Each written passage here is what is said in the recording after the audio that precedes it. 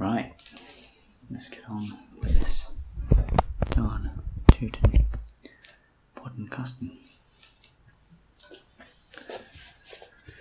Rightio, so basically this is just going to be me reading from my quote-unquote diary. Not really diary, it's just kind of writing of things in my head, whatever you'd call that, really. I don't really know what I'm going to call it. Came up with the idea, brainstorm. Yeah, I'll just give you a second to process how shit that is. Maybe a couple of seconds, because it's pretty darn shit. So it's not going to be called that. I don't know what it probably won't be called anything, because probably never release it. It's going to be so terrible. So we're starting out with optimism. Good, and that's about as comedy driven this is going to get. So, savour it. Even though it probably, it's shit. So just really savour it, but enjoy the flavour of shit, because what you're going to be getting is, maybe if you were to only eat one meal and it was shit, but it was the only meal you got to eat for the rest of your life, you'd probably savour it, knowing that you'd never experience the very experience of shit, or taste at all, ever again. Or maybe you wouldn't. In fact, you definitely wouldn't, would you? Let's start anew. Okay, so I'm just going to go backwards through this, because that's something I should probably address. When I didn't start very cleverly with this, I just open it and flick through as few pages as possible to find an empty page, and then right there. So very closely related topics are what might be considered, if it was done chronologically, months apart. So there we go. Okay. Apparently the first one, well, technically the last one in terms of actual pages, is an amendment to the famous trolley problem. So I'll read it verbatim and then talk about it. Okay. So, amendment to the trolley problem. I really do think the doubts around the physics around the sacrificed person shopping... Oh god, is this going to be a problem? Handwriting is not one of my strong points. I really do think the doubts around the physics around the sacrificed person stopping the trolley do account for a lot of the indecision in making the sacrifice. If the scenario was altered slightly so that the act of killing someone will simultaneously result in fewer lives being lost, I think the correct decision would come more easily. A scenario where someone has a bomb inside them, perhaps, to account for the fact that you can't be the fat person, and there are two sides of a wall, one with 5 people and one with 2.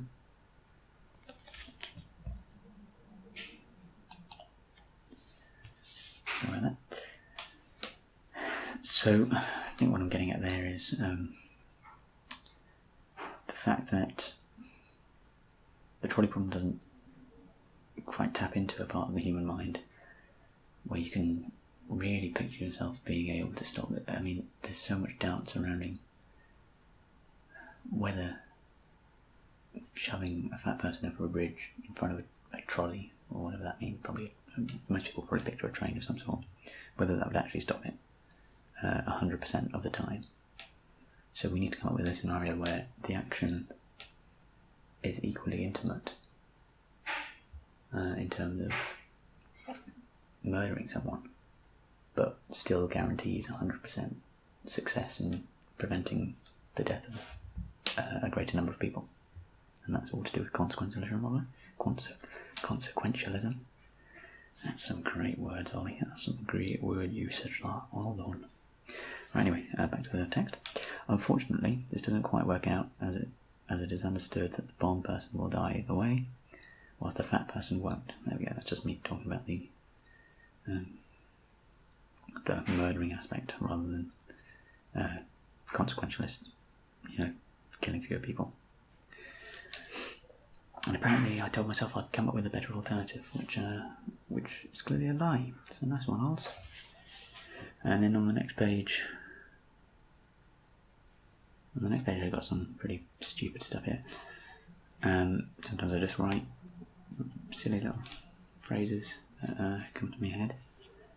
Most of the time, pretty pretentious. Just like this one. It said, anyone who thinks they're not stupid is an idiot.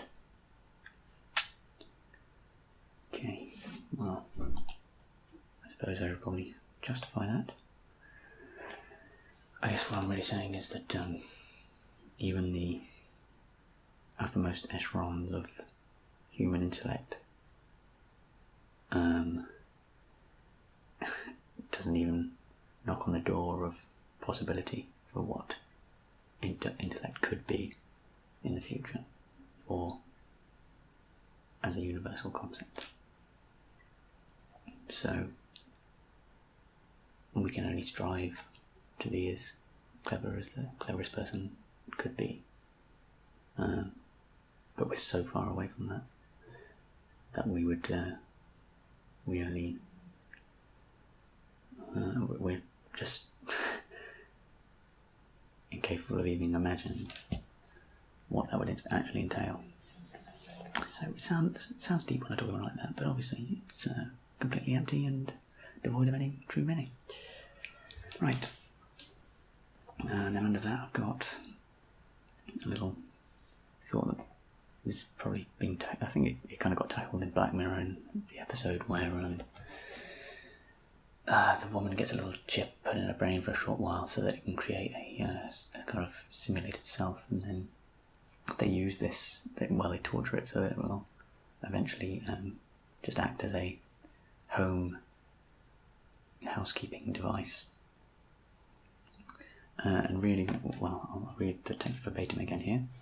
What would people do if they found out that in truth every time they go to sleep they experience the most unimaginable agony for hours and then forget about it the instant they wake? If they were forced to experience the same feeling for only a second consciously and not forget it, they would willingly... I don't know what about there. They would willingly continue. Recollection of dreams can be assumed to be created upon waking. This is obviously a hypothetical, but would be an interesting movie/thought experiment. It is tackled to a certain extent in Black Mirror Christmas episode. There we go. Oh, actually, that's the same one. Also, what about surgery? So, really, what I'm talking about is, what if we were to find out that that there's a realm of experience that is non-eternal. So a lot of the experiences we have in our waking lives can be remembered, and obviously we can remember the good parts and the bad parts. What if we were given, again, there's no reason to believe this is true whatsoever, but what if we were informed that every time we went to sleep, us, in inverted commas, quotation marks, experiences the most excruciating pain for what would seem like an eternity, and if we were to experience that exact same pain for even a millisecond, we would never willingly allow ourselves to go through it again, even though we knew we would be experiencing it in the exact same vein as we had been before.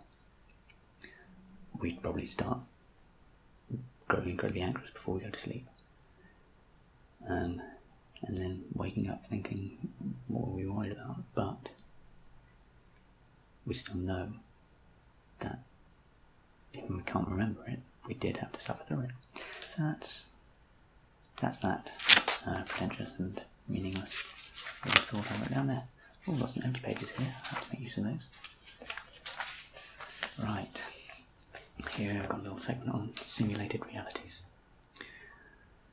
let's say that we learn enough about the universe and how it works to create a simulated universe with exactly the same properties. However, due to the processing abilities of the hardware used to create and run this universe, time runs faster relative to the real world. In order to run the simulation so fast that the time being experienced from within the simulation exceeds that of the timeline in the real world and is therefore in the future. I've kind of lost myself there. Then the real world... Then imagine that our universe has been created for this very purpose, and so we are in a string of increasingly fast universes. Similarly, increasingly small universes. What happens when all subsequent simulations within simulations within simulations catch up to the point of creating the very same simulation? The future would expand exponentially. With each generation comes an increased rate of learning and development, which is instantaneously transmitted to its predecessor, and so on. Then I've got a little diagram to try and explain this. And then I have a little footnote saying, when talking about time in this context, we are discussing apparent time in quotation marks. Oh god, this is it's so stupid here, I'm reading it now. So what I'm talking about is, again, somewhat tackled in a Black Mirror episode, the I can't remember. It was the one where when old people go to a special place where they were young, a simulated reality where they're young and they basically run on computers. What's to stop us from allowing that, if we had an understanding of the processes in the brain, a true understanding, so that we were able to simulate them? We know that the chemical processes in the brain occur at a certain rate limited by the physics involved. What if we were, even if we were to just create a simulated brain with shorter synapses, we would, even though it would be infinitely an infinitesimally small amount, we would be increasing the speed at which they were propagated, and therefore increasing the speed of thought. So if you were to run this for an experience across a large quantity of minds for a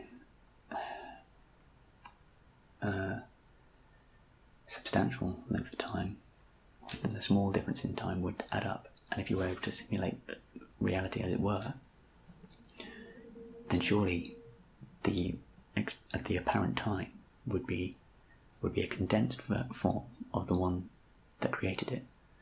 So if we were to, let's say there was an invention that hadn't happened yet, and you have two universes, one that's simulated and one that's real, and they're both identical apart from the fact that one's simulated and one's real, and everything is occurring thanks to the ability of thought being able to propagate faster and general physics to be able to be sped up. The time it takes to reach the invention surely would be a shorter time.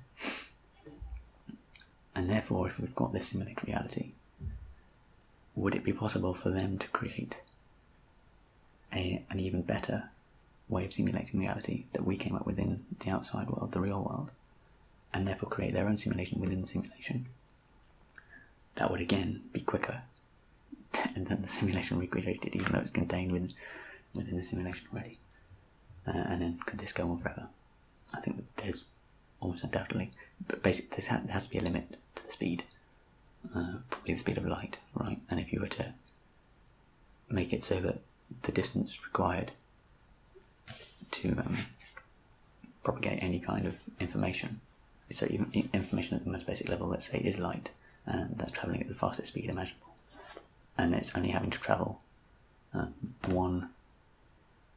whatever the smallest unit of measurement could be, I don't know, 1 quark or whatever smaller than a quark to another. If light even behaves like this is too complicated for it. Anyway, I hope you get the idea, right? So now I come to this little idea of cloning, I think it is. I call it double YOU. It's hard to express this in a way that is easy to understand, but in a time when we can create an identical copy of our consciousness, there should be no real difference between the continuation of the clone or your life. Actually, I'll just add a little side note here. So someone actually talked about this, I can't remember who. If we were able to create technology that can clone us to this extent, then there really would be no limit to the distance that we could do it. So we could effectively teleport, and this is the only way teleportation supposedly can work. You have to create a copy, and then you can either have 2 copies or you can obliterate the first. So basically you could travel to Mars, and you would have travelled to Mars in every possible way you could experience it. The only difference would be at the instant of you arriving on Mars, there's also a version of you still on Earth that hasn't had the experience of actually getting to Mars. But the version of you that is on Mars, that is identical in every way apart from this one respect, would feel like you would feel no different to it. You'd still have all the experiences of being the person who had been on Earth and had travelled to Mars. So that's just... I think maybe I explain better here.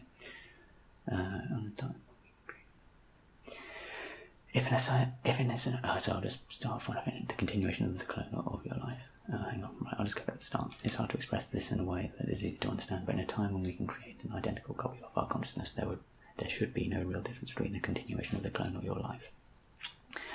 If in a scenario where either you or your exact clone must die, then the only solution is to agree to have one of the 2 killed at random. Of course, it is undeniable that at the instant of creation, the clone experiences differences and therefore is a different being and truly not an exact clone any longer. But if told you can be cloned entirely, without error of any kind, but you will die in the process, this shouldn't cause as much concern as thought. I imagine it's hard to detach oneself from the idea that if you die, you, and then brackets, your consciousness, wouldn't continue, close brackets, wouldn't continue, or couldn't be the same you, but in fact would. There is no way it could be otherwise. This is relevant with the idea of uploading our consciousness to AI. And then I do another little diagram, which I'm going to try to explain. But I suppose if you were to think about it like this, if you knew you were going to be cloned, and you walked into a room, and there was no light so you couldn't see where you were, and then you were spun around so you don't know which way you're facing, but this room had two doors. And you knew that the cost of being cloned would be that one of you would be killed, either you or the clone, but you wouldn't know which. Let's say you walked into this room, all the lights are turned off, you're spun around, and then you get cloned in the dark, and then the lights get turned back on. You can see 2 doors, but there's also 2 of you in that room. And you're obviously cloned, so you're exactly the same in every way. And you have to agree to walk through different... It's assumed that you know to walk through different doors, but you don't know which door you're going to walk through. So you both walk through a different door. And you walk out one side, and you don't get to see who walks out the other side. So you walk out one door. And you survive. Well, you'd assume that you're either that... Well, I don't know whether you'd assume you're still the original or the clone. Let's say, okay, we'd have to assume that the clone is the one who survives. The other one gets shot by an outsider. Well then, you wouldn't understand that you were the clone, apart from the fact that you hadn't been killed. Does that make sense to you? I don't know if I'm explaining that well at all. Anyway, I'll move on. I've just come up with that hypothetical scenario there, so there's no reason for it to be any good. And this was just a stupid little list of things I was going to teach myself to do that never came to fruition, and probably never will, for good reason, because they're stupid ideas. I wanted to learn to code Java, or learn the language of Java, which I tried for about a week and found it incredibly boring. I suppose the real reason to it, as will become more apparent in a lot of later writings, is that I believe the development of AI, truly conscious AI, so better above human level AI, is pretty much the only cause worth anything. And apparently this is what Super Intelligent, the book, is all about, and I should probably read it, but I listened to some of Nick Bostrom's sort of talks, TED Talks and whatnot, and he seems to subscribe to the, I don't know, it seems to me stupid idea that if we create superhuman AI, we should maintain control.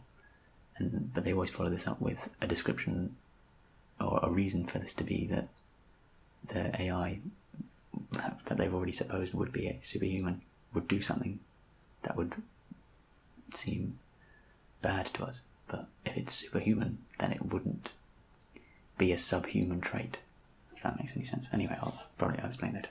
And then my other little point on this list, a very short list, is to build a robotic pet. So quite the jump there from learn Java to a robotic pet, but optimism. It's probably a good thing.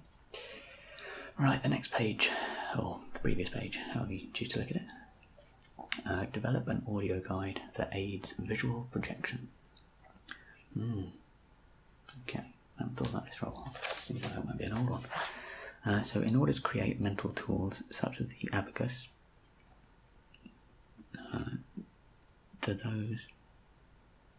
hang on, sorry, I'm trying to understand what I read here.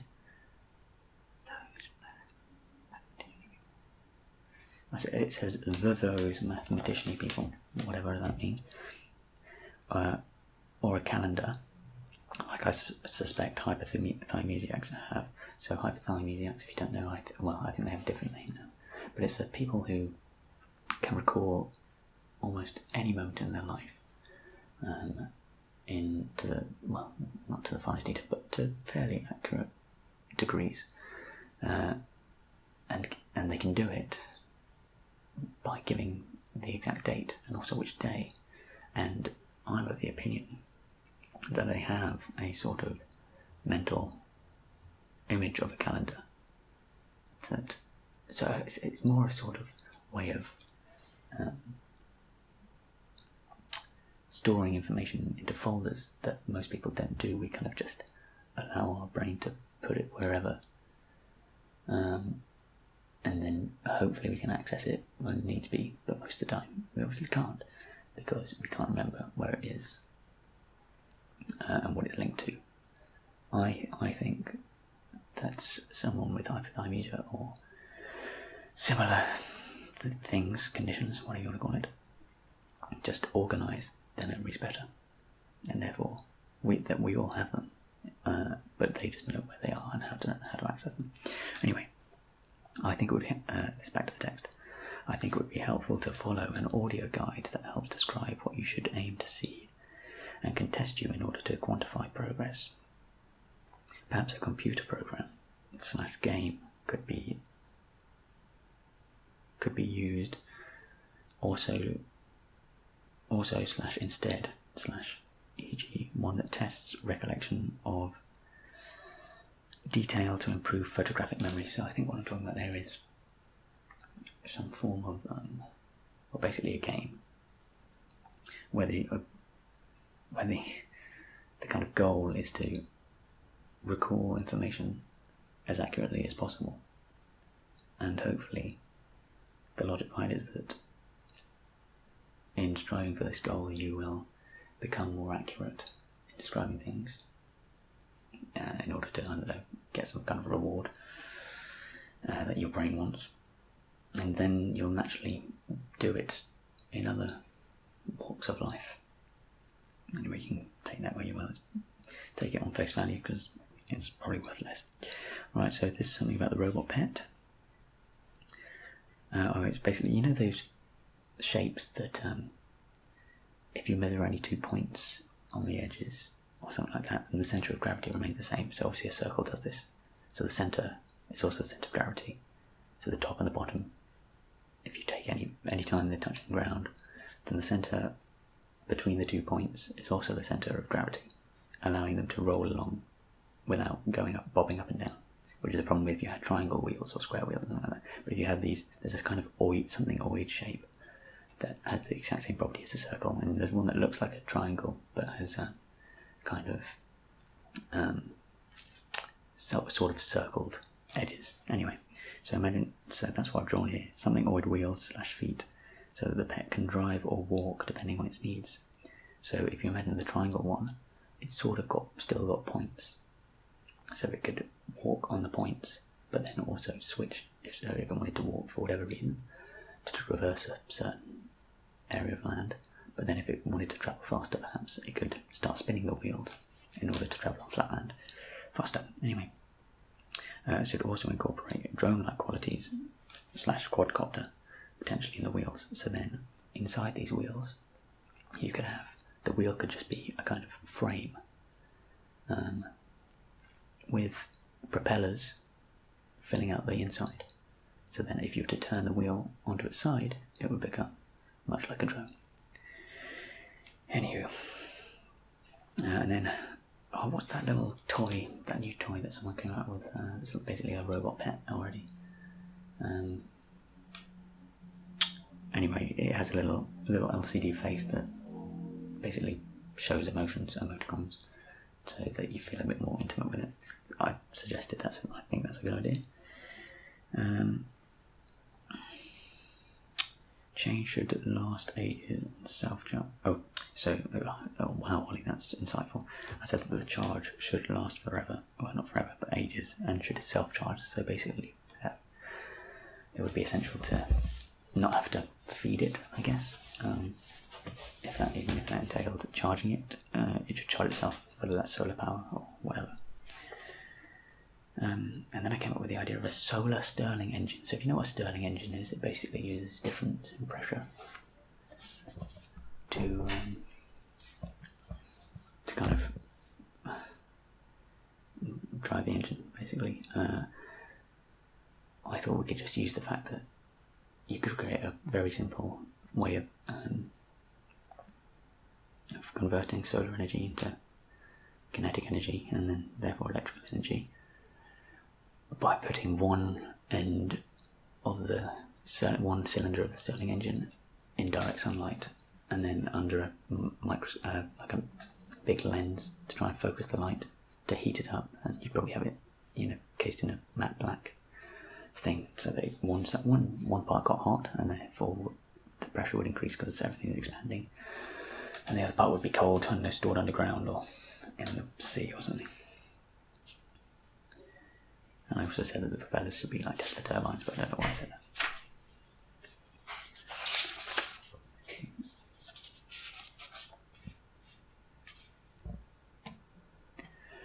I've got some more blank pages.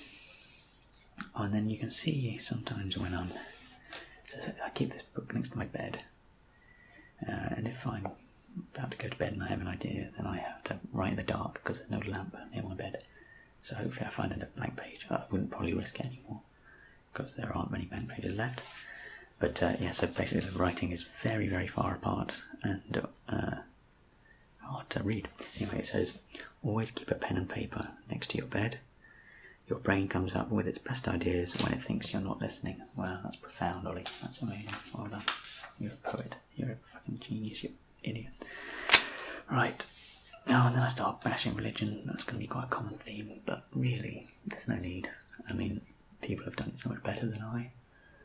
People also do. I disagree with them. So I think the person who does it best is Sam Harris, but then I also disagree with him on a lot of topics. So anyway, take it out of your work. Look, if you're going to be a religion guy, just don't be a dick.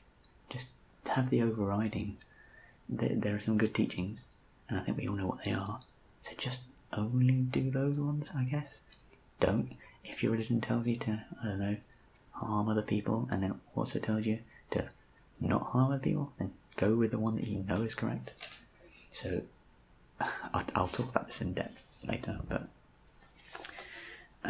we understand that equal rights for humans and probably all animals is a good thing. So if your text suddenly says, oh, actually slavery's good and women are lesser beings or whatever it says, and homosexuality is wrong, then just don't listen to it. Understand that it's wrong. Anyway, yeah, so I said perhaps religion. Oh, this is actually something I thought when I was a kid. This is why I stopped. Well, not stopped, but why I thought religion was a bad idea when I was just a child. Perhaps religion's biggest fault was creating a doctrine that was literally set in stone. I said put literally in brackets there because I thought I was being funny. The denial or lack of awareness of the fact that society makes progress, in brackets again, supposedly, close brackets, was one of the biggest oversights in human history. Of course, if we were to create a doctrine today, we would undoubtedly make an infinitely superior one, and some foolish people would say that it also should never change. But, and that's underlined, who is to say that in 100 years, or even 1,000 years, things we do thoughtlessly today won't be abhorrent to the future us. The way we treat animals is probably the most obvious example. Keeping them in cages and farming seems absurd to think about even now. So what I'm saying there is that I think we can all agree that as a society, we make progress. And some obvious points on which we've progressed is the abolition of slavery, equal rights for women. Well, I'm not saying that we've in any way reached the pinnacle of these topics, but anyway. So it's just the basic concept is that we make progress. And I think so we could write a doctrine now, and it would be fully in keeping with all the things we know to be good and would be called holy. But who's to say that the things we think are acceptable now won't be considered outrageous in the future? Presumably we'll continue to make progress. And just like religion made the mistake of assuming everything it thought it knew to be right was eternal, was wrong, we would be wrong in asserting that now. Okay. I'm not saying that things like slavery would be reversed and we'd suddenly decide that was great. There are certain things that we'd come to with a good enough reason that there'd be no reason to believe they would ever be wrong. But there are some things that we perhaps don't pay close enough attention to, that if we were to start reasoning whether they were good or bad, we'd probably come to a different conclusion. Anyway. Then I start talking about elitism in philosophy and society in general. So this is interesting, considering what I'm doing right now. Obviously, I'm in no way qualified to, influence people in any way with my thoughts. However, I'll just read the text verbatim. Right. Again, the other writing may be, and then I put in brackets, the other writing may be on my notes on my phone, because a lot of this isn't actually in this book, it's just on my phone. The idea that people are only qualified to discuss topics pertaining to philosophy. Okay, start again. The idea that people are only qualified to discuss topics pertaining to philosophy if they have the appropriate qualifications or have read upon the right people is deeply flawed.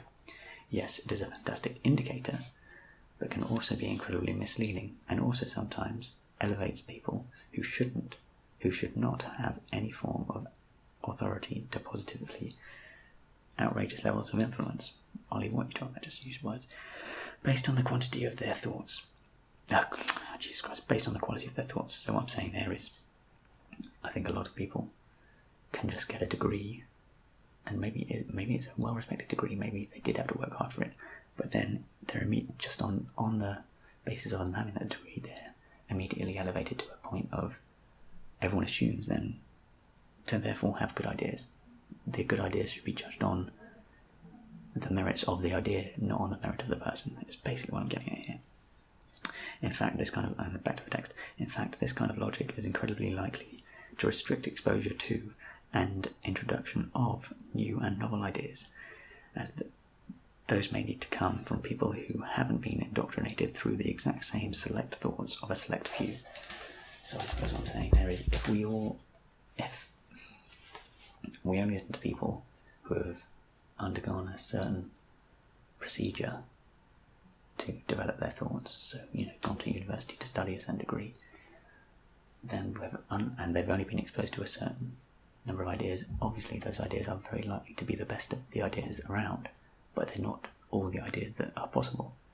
And whether those people are no more likely than the layperson to come across a new good idea on account of them. They might be able to recognise a good idea better, but there's no reason to say that, and they also might be slightly more inclined to actually be thinking about the things that would lead to a good idea, but there's no reason to believe that any idea they come up with is going to be a better idea.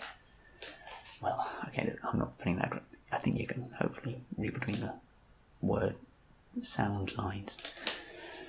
Let's carry on here. Okay. pain, or some analog / digital analog of it, may be a very useful tool for AI. Not only does it prevent damage, or at least helps avoid it, it is almost like a shortcut for learning. Most things take both humans and machines a long time to learn, as they require large data sets and repetition. But once a child touches a hot stove, they know almost immediately not to do it again. It's like a hierarchical system for certain things to shorten the learning curve. So I'm saying there is so I think with pain, you're able to short circuit the brain and kind of have an immediate understanding that can potentially last forever, that would otherwise take many repetitions to cement in the brain, which is obviously a good thing. You don't really want everything to just become immediately ingrained in the mind. So when you're a child and you're learning the way physics works, and how to throw a ball, let's say you're trying to learn how to throw a ball into a bucket or something, you'd need multiple attempts just to even start working out how to throw in the first place. And this is conjecture what I'm about to say, but I believe if a child touches a hot stove and it burns them, then the chances of them, then I think that's immediately ingrained in the mind because of the pain aspect. And they've immediately learned not to touch hot things. And well, at least the stove is a hot thing that they shouldn't touch. And so the kind of supposition I make from this is that we should make it, I mean, I think it would be a fairly common assumption that pain is bad, and therefore we shouldn't introduce it to, if we were to create conscious beings of our own accord, like AI that we're talking about. But I think a pain might be a very useful tool for kind of categorizing things into a level of value. So different things are worth more in terms of learning. Okay, I'm blabbering, but just work with me here. Next page. So I'd say here that Venn diagrams explain almost everything if you use them right. A good example is philosophy. People love putting labels on things, and in philosophy it seems to be assumed that if you share views with one branch, you cannot belong to another. However, it is clear to me that seemingly contradictory views both hold significant truths, e.g. hedonism and nihilism, or hedonism and nihilism, however you pronounce both of those. Therefore, the best path to take incorporates aspects from nearly all movements. So then I draw a massive Venn diagram of loads of different circles, and then there's a small little area where all of the circles cross over.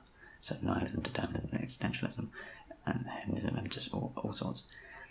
And the little area right in the centre, even though it's a tiny area that takes a little bit from each, is the bit that's shaded that we should all be aiming for, because there's truth in all of them. So you take the truth from all of them, and that makes one good one. But you can't call it one good one, because then people will, well, you could, but just probably don't. There's probably some reason not to. Okay, now let's start talking about consciousness. With consciousness, we're all working under the assumption that we are not the only conscious being. Of course, everything we know about the world around us, specifically people, would suggest that this is not the case, but there is no way of telling. Therefore, the fear that we will create beings that can convince us that they are conscious, but in reality aren't, can never be tackled. We simply can't prove it. If we can, please tell me how. Just as I have no way of proving my mother and father are conscious beyond showing how alike they are to you or I have no way of showing a machine is conscious outside the same parameters. Okay, so assuming we eventually are able to create AI that are able to convince us that they are conscious in every way, I don't think there's any real way we can prove that they are conscious. There are ways that we can prove that they aren't conscious in the way that we understand it. Again, this is very reliant on everyone having a universal meaning of consciousness, but we don't. I know we don't.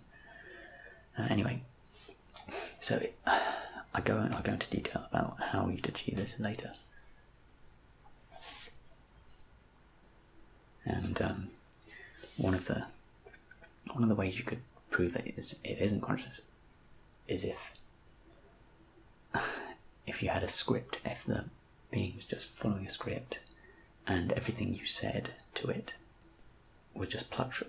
Every response it came up with was plucked from a list of different responses. Then we wouldn't consider that to be conscious. There needs to be an element of randomness, and I'll go into this. I do go into this later, I'm pretty sure.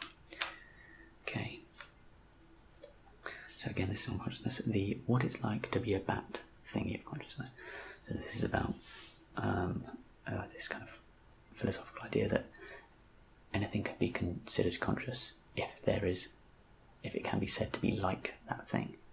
So a bat would be considered conscious if you could be your consciousness, if you could be put into the mind of a bat and supposedly have an experience. I don't really think this works, because again, there's no way of testing it, but I think hopefully I'll talk about it here.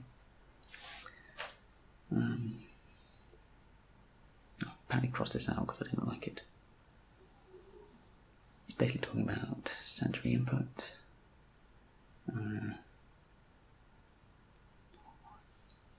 One second.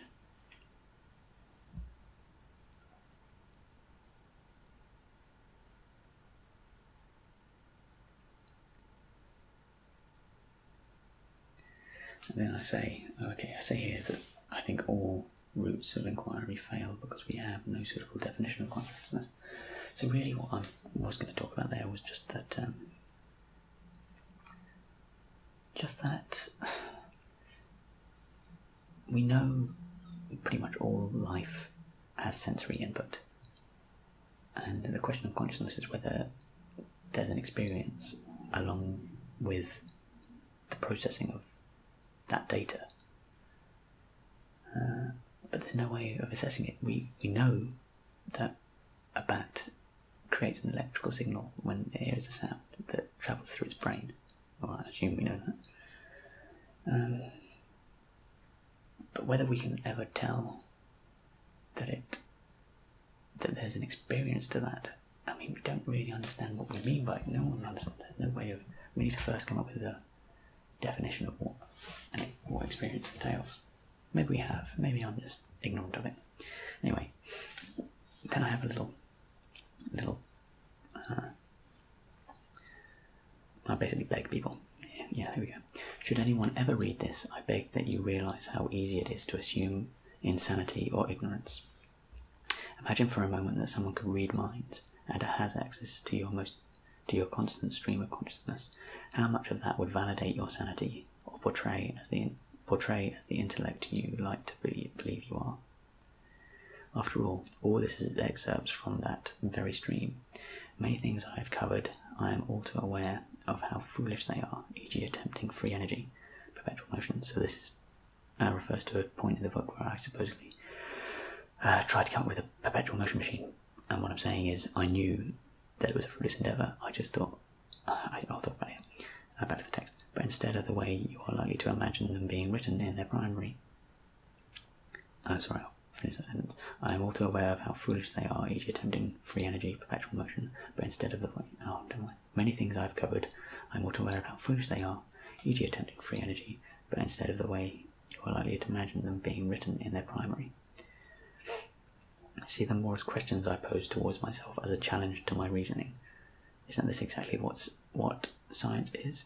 Similarly, I have written about the conclusions people draw from people's diaries / monologues and treating them as though they are direct insights into people's true selves. I believe this to be false, and as a reason many biographies of the deceased irritate me. So this is when, if you're ever reading a biography, there's one that I read about Leonardo da Vinci, and it's quite common practice, although I don't think it should be, for the biographer to make an inference about something the person they're writing about wrote or said or something like that. An inference as to the way the person thinks.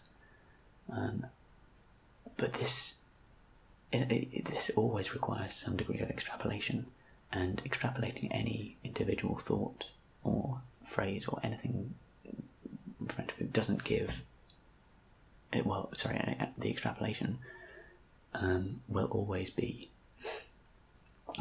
give a misleading representation of the person's true nature. So yeah, that's all about. If that makes sense. Sorry about the waffle, guys. Yeah, but get some ice cream and enjoy it. So here I try to assign some attributes necessary for defining consciousness. Attributes which define consciousness. I think there needs to be an internal monologue. Can be verbal or visual, etc. So just some kind of mental story, I guess. Ask questions of self and others. So you need to be able to basically ask yourself and other people questions. Seek community, whatever that means. Reaction to stimuli, instinct/intuition, words or any stimulus should force instantaneous connections to form, e.g. the word tree make you think of trees, but also 3 other rhyming words. Memories involving trees, emotions related to trees, your knowledge of trees, etc. Even jokes about trees. So just the fact that any stimulus, whether it's a word, whether it's a physical input, whether it's seeing something, they should activate multiple parts of the hard drive, which is the brain, whatever you have, to fire simultaneously, to make connections, basically.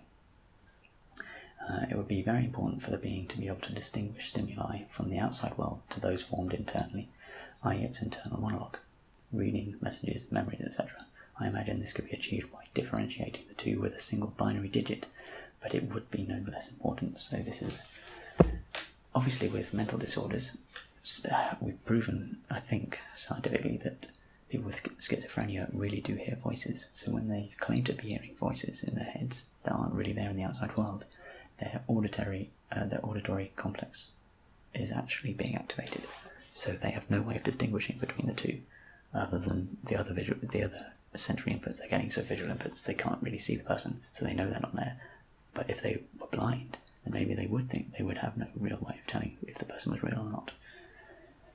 So if we were to create consciousness, it would be essential to have a way of differentiating, because I've already stated that we need to have the ability to create fake scenarios in the head, or in the brain, or the mind rather. But we'd also need to be able to know, or the being would also be able to know that there is a difference between what's real and what they're thinking.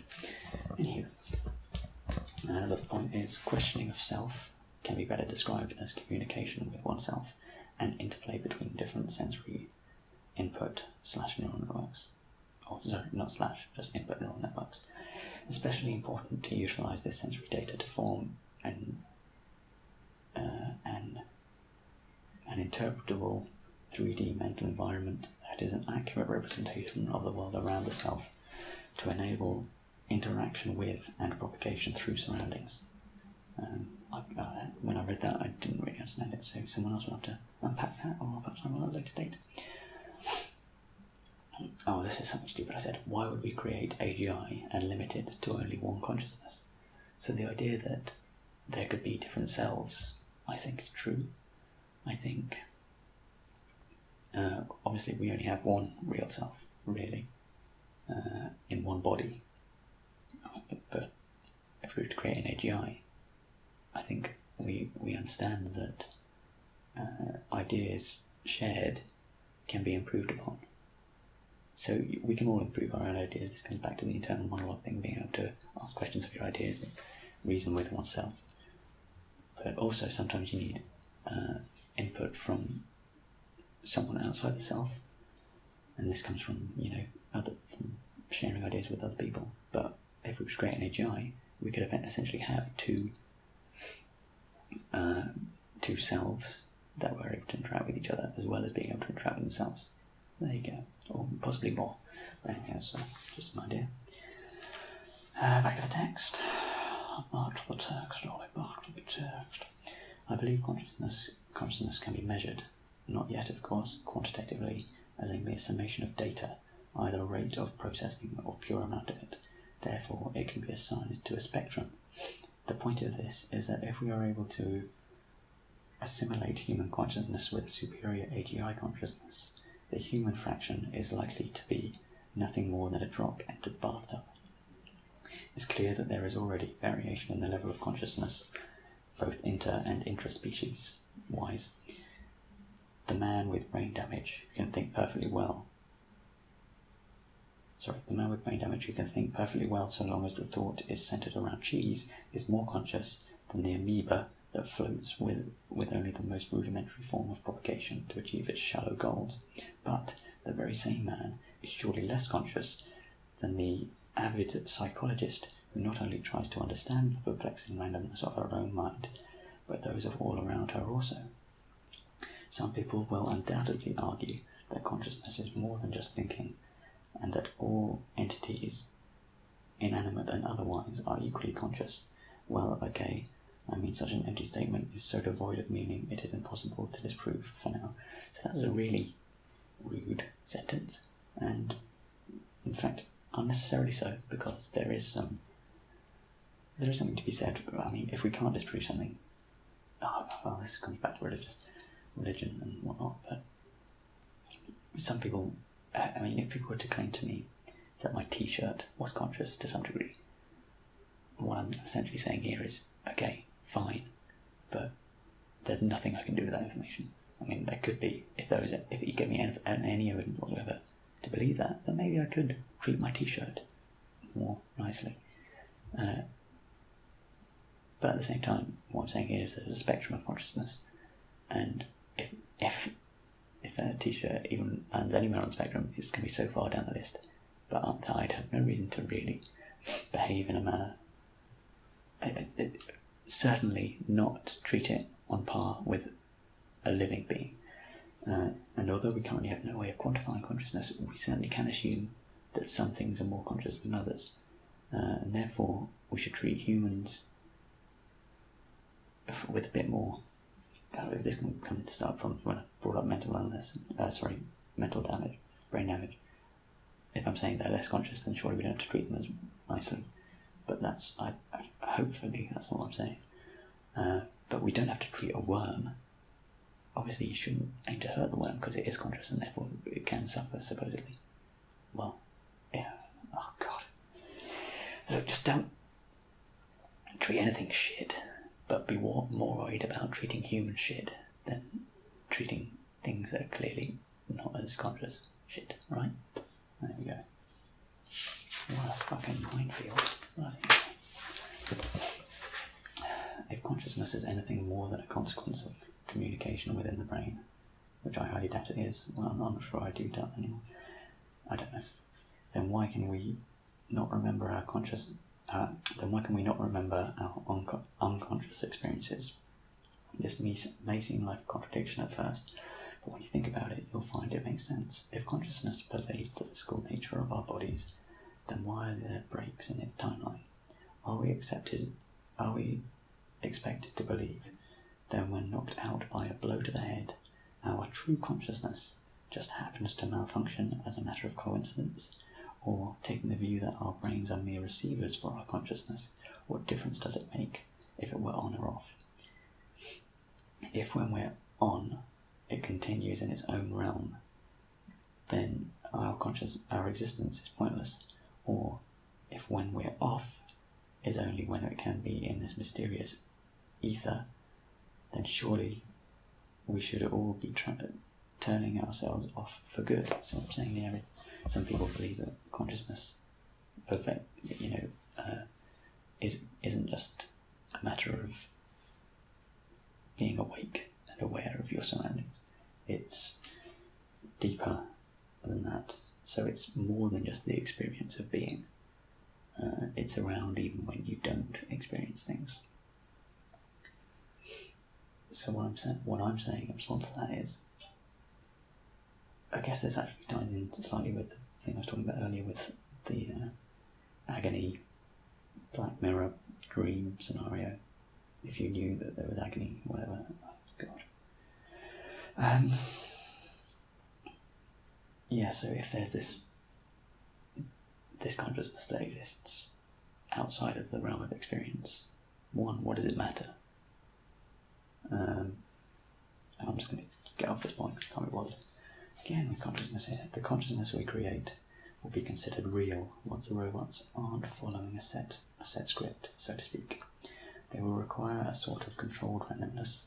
Much like humans, they will have a dense catalogue of words and feelings to choose from, and given a stimulus or situation, they will need to access this consciousness database to find an appropriate response. However, they cannot respond by using a preset. Even if every imaginable response to every imaginable situation were available, the methodology would be wrong. They require an ability to take aspects of many different previous encounters and fuse them into new, complex and coherent responses. The database must be capable of growing and learning, of course. It is also important that this exact same system should be made active in the absence of stimuli, also similar to humans, but perhaps at a limited capacity, so as to avoid uncontrollable descents into madness, characterized by repeated and compounding negative thought trees. Right, I'm just going to start reading the text verbatim now, because it's too much effort. I've got so much to get through, and it's already an hour in.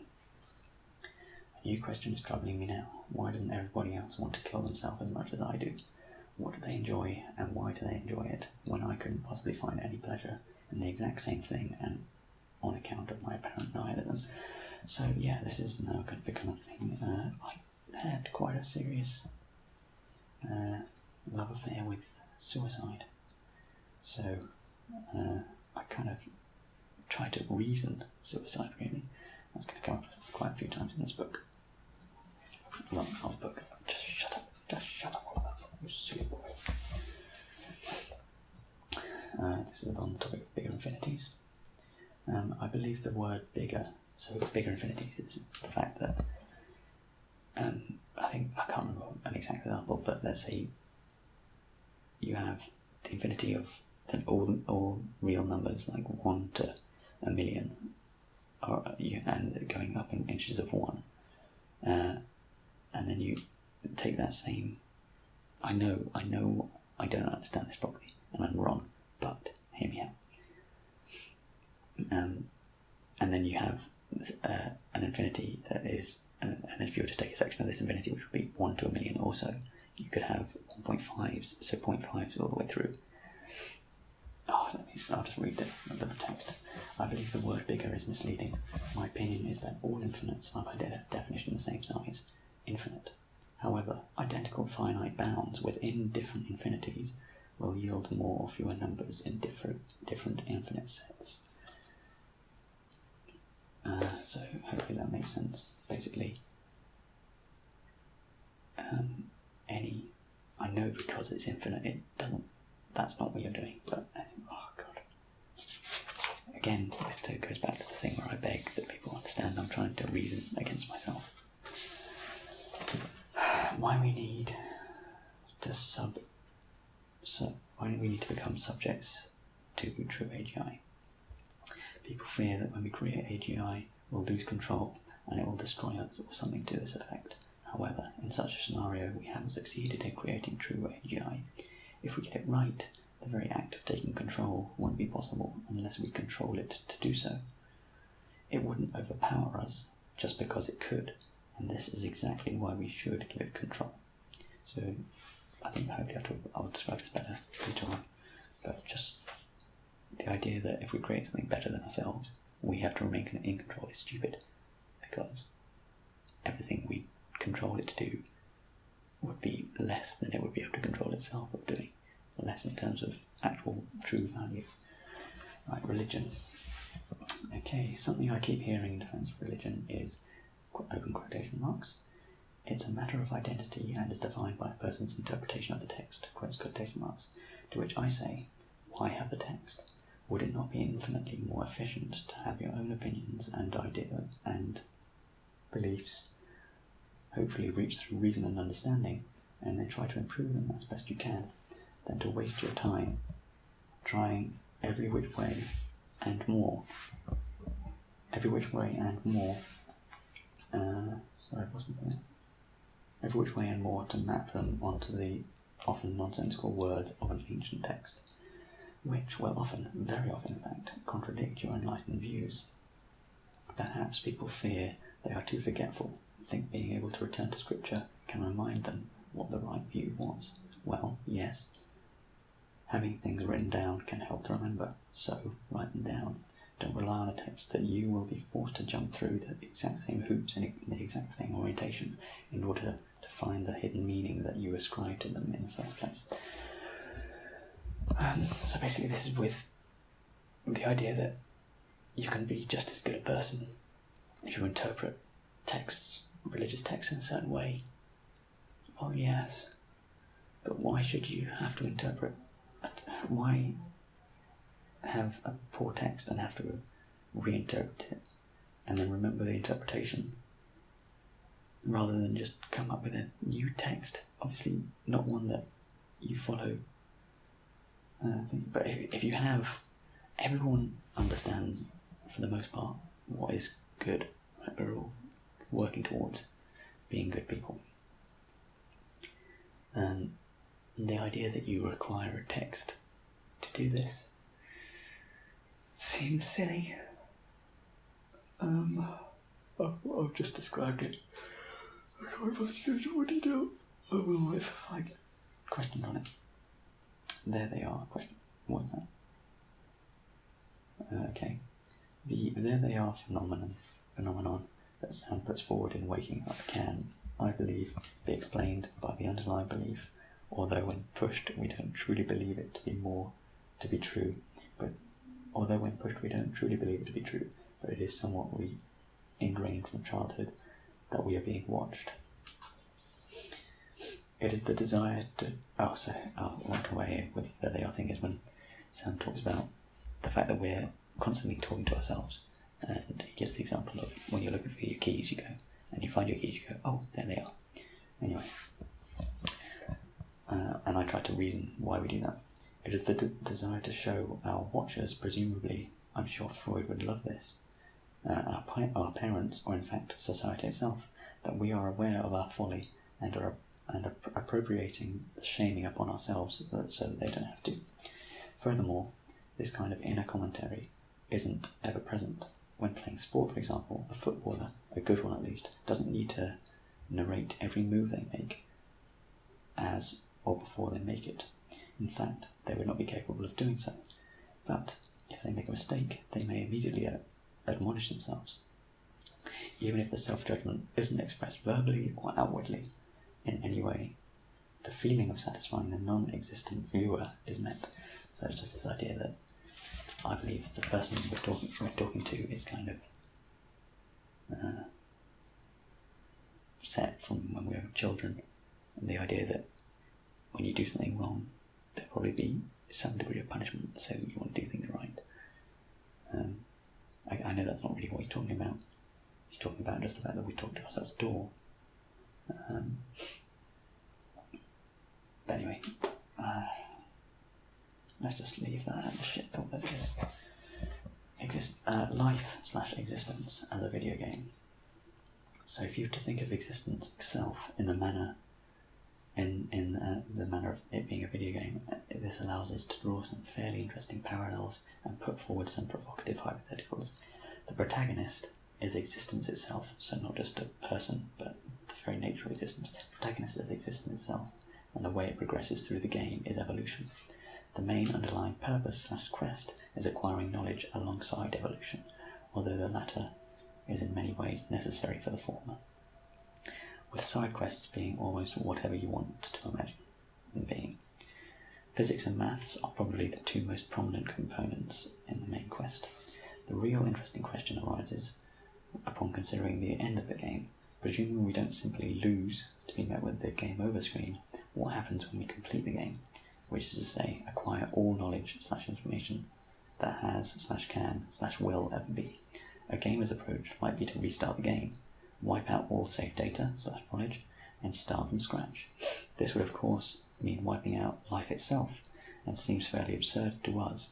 Perhaps the advanced beings who reach this goal will see the journey as the only part with any intrinsic value, and perhaps this gives credence to certain spirituality in Buddhist teachings. What have I here? This is some kind of idea about double slit experiment and extrapolation and light and stuff.